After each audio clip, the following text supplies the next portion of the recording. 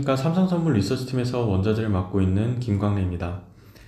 이번 시간에는 원유 스팟 이슈로서 30% 폭락한 유가의 원인과 전망에 대해서 살펴보는 시간을 갖도록 하겠습니다. 월요일 하루 사이 유가가 30% 넘게 빠지면서 WTI 기준으로 $30를 하회하기도 했습니다. 주요 원인은 지난주 오펙이 합의한 150만 bpd 추가 감산안에 대해서 러시아가 최종적으로 거부하면서 추가 감산 자체가 불가되었기 때문인데요. 그래도 시장에는 추가 감산 규모를 줄이려는 러시아의 역제안이나 최소한 기존 감산에 대한 연장 가능성은 남아 있었습니다만 아무것도 없었습니다. 회의 이후 남은 건 러시아와 사우디가 그 4월부터 증산을 할 것이라는 예고와, 그리고 사우디가 유럽과 미국, 아시아 등지의 원유 수출 가격을 평균 9불가량 낮췄다는 보도에 시장은 패닉했고, 그 결과 1991년 이후 하루 사이 가장 큰 폭의 하락세를 보였습니다. 사실 오펙 맹주국인 사우디와 비오펙의 맹주국인 러시아 간의 불협화음은 하루 이틀 일이 아닌데요. 적극적인 감산을 주도하면서 생산 쿼터보다 많은 수준을 감산해왔던 사우디와는 달리 러시아는 감산 이행을 매번 약속만 할 뿐 2017년 감산 합의를 시작한 이후에 실제 생산 쿼터를 지킨 달은 2달밖에 되지 않습니다. 코로나19 확산으로 시장에 충격이 있을 때도, 그리고 오펙 회의 전에 공동기술위원회 모임에서도, 그리고 오펙 회의 직전까지도 추가 감산에 대한 필요성을 외치는 사우디와는 달리 러시아는 추가 감산에 부정적인 견해만 내비쳤습니다. 사우디 입장에서는 이런 러시아라도 안고 갈 수밖에 없었는데요. 일단 비오펙국들의 생산이 증가를 했고, 과거와는 달리 오펙의 감산 영향력이 급격하게 감소를 하면서 사우디 혼자만으로는 이 오펙이라는 카르텔을 유지하기가 힘들었기 때문입니다. 사우디 감산에 대한 주변국들의 좀 의지가 흔들릴 때마다 독자적으로 추가 감산을 통해서 다른 국가들의 감산 의지를 좀 독려해 왔었던 부분이 있었는데, 러시아에게는 콘덴세이트 집계를 면제해주고 3년 동안 감산 때마다 단 2달밖에 생산 쿼터를 지키지 않았음에도 별다른 제재 없이 넘어갔습니다. 사우디 입장에서는 세계 2위 생산국인 러시아의 존재만으로도 오펙 플러스의 위험이 어느 정도 유지된다는 계산이 깔렸던 것으로 풀이됩니다. 하지만 이번 오펙 회의는 다른 때와는 사뭇 달랐습니다. 일반적으로 오펙 정례회의는 이틀 동안 진행이 되는데요. 첫날은 오펙국들이, 다음날은 오펙 플러스가 전체 회의를 진행을 하는데, 사전 회의를 마치고 의례적인 회의를 거쳐서 오펙 플러스의 최종 합의까지 원만하게 도달했던 과거와는 달리 이번에는 오펙 국가들이 먼저 150만 bpd의 추가 감산안에 합의한 뒤에 러시아에게 공개적인 합의를 요구했습니다. 이는 회의 전 사전 조율에 충분한 합의가 이루어지지 않았음을 의미를 하고 있고요. 사실상 최후 통첩을 보낸 셈입니다. 하지만 러시아는 이것을 단호하게 거부함과 동시에 4월부터 각국들은 상황에 맞게 생산을 조절해야 한다고 발언을 했습니다. 사실상 기존 170만 bpd의 감산 기한 연장에도 선을 그은 것입니다.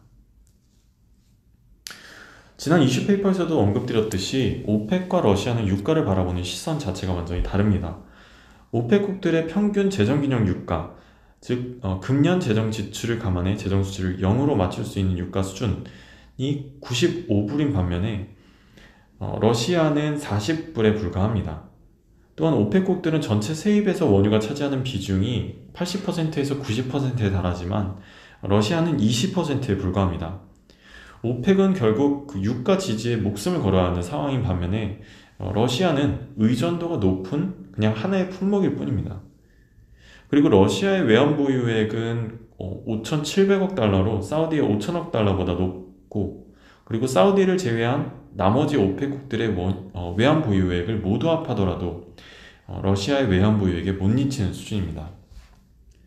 결국 재정균형 유가를 하회할 경우 오펙국들은 국채를 매각하던지 아니면 국영자산을 매각 또는 외환보유고 소진 등을 통해서 버텨나가야 하는데, 사우디와 UAE를 제외한 나머지 국가들의 재정 상태는 모두 취약한 상황이고, 이 부분은 러시아도 인지하고 있습니다. 이번 유가 폭락의 또 다른 원인은 사우디의 강력한 반발 때문도 있습니다. 사우디는 지난 주말 아시아와 미국을 비롯해서 러시아의 주요 수출 지역인 서유럽 등지의 원유와 석유 제품 수출 가격을 8달러에서 10달러 가량으로 낮췄고 4월부터 최대 1200만 bpd까지 생산을 이어갈 것이라고 발표했습니다. 사실상 러시아에게 치킨 게임을 선포한 셈입니다. 하지만 이것이 단순히 러시아를 협상 테이블에 불러들이기 위한 겁주기용인지 아니면 본격적인 치킨 게임의 시작을 알리는 것인지는 좀 더 지켜볼 필요가 있습니다. 왜냐하면 지금 수준의 유가가 지속될 경우에는 러시아에게도 타격이 가해지겠지만 원유 수출 의존도가 높은 사우디를 비롯해서 다른 취약국들, 알제리나 콩고, 가봉, 적도기니 등 수개월조차도 버티지 못하고 채무 불이행을 선언할 가능성이 높기 때문입니다. 그래서 이 부분과 관련해서는 사우디가 러시아의 진짜 의중을 파악하기 전까지는 좀 더 신중하게 접근할 필요가 있다라고 판단이 됩니다.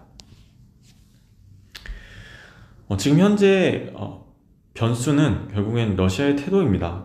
일단 지금까지 상황을 유지해서 일부 출혈을 감내하면서 오펙국들과 치킨 게임을 돌입하고 미국의 셰일 증산을 견제할 것인지 아니면 적당한 선에서 5월 중에 감산 합의를 이룰 것인지 여부는 러시아도 내부적으로 지금 계산 중에 있을 것 같은데요.